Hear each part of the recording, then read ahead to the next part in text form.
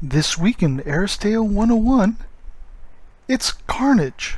Carnage, or as we like to call it, Carnage, is a very fast-paced and aggressive scenario for Aristeia. As always, the underdog will choose their deployment zone, and their opponent will take the opposite zone. So, zones 1 and 4, 2 and 5, 3 and 6.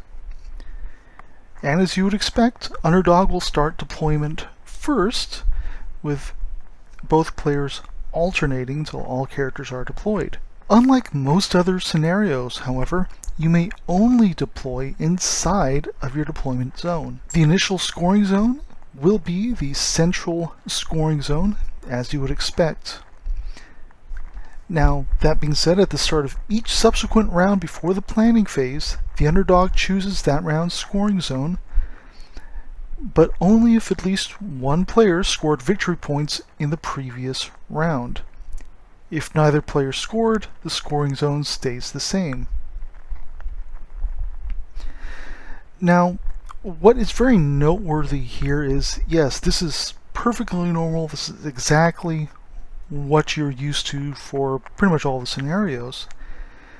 However, this is a scenario that actually gives you victory points for frags.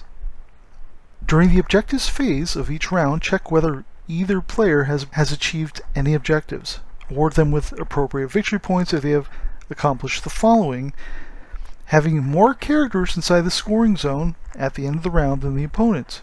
It's worth 1 victory point. So you are rewarded for territory control as you would expect. The trick comes with the additional scoring. If an enemy character is sent to the infirmary and they have their hit points being 2 or less, they are worth 1 victory point. If an enemy character has 3 to 4 hit points normally, well, they're worth 2 victory points when sent to the infirmary. And finally, characters with 5 hit points or more are worth 3 victory points. The game ends at the end of the 5th round, or when one player has scored 8 or more victory points at the end of a turn. Whoever's got the most wins, and if there's a tie, whoever got the most frag tokens wins. I shouldn't have to tell you that this is an amazingly brutal scenario, where all the other ones we've covered today very much cover tactics and strategy as the overall focus, with direct combat and frags being incidental to that. This is a straight out, well, for lack of a better term, deathmatch. So it is going to be an interesting choice when you are choosing your team, because some of the good buffing and control characters tend to be on the lower side of the hit point spectrum. They're not worth much victory points to your opponent, but at the same time, they're still worth something. Likewise, if you decide, hey, I'm going to go take out that really big target, such as a Maximus, you have to ask yourself, are they really worth the effort?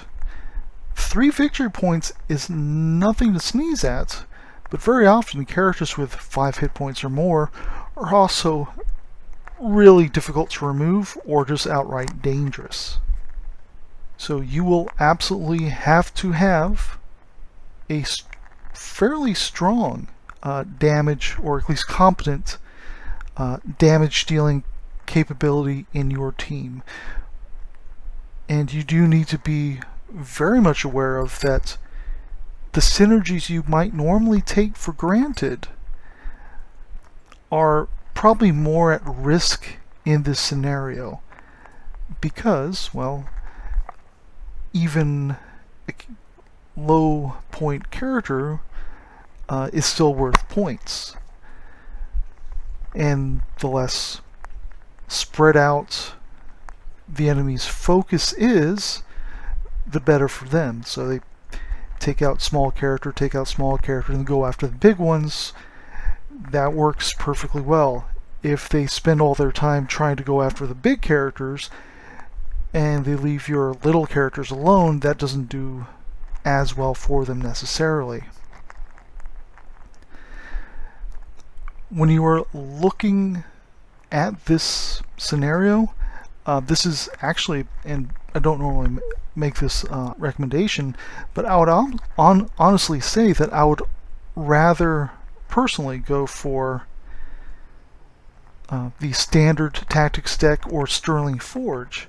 Standard Tactics because the tactics can be used at any time, primarily the buffing cards, and Sterling Forge because the reliability of your dice rolls is going to be something you're probably really going to want.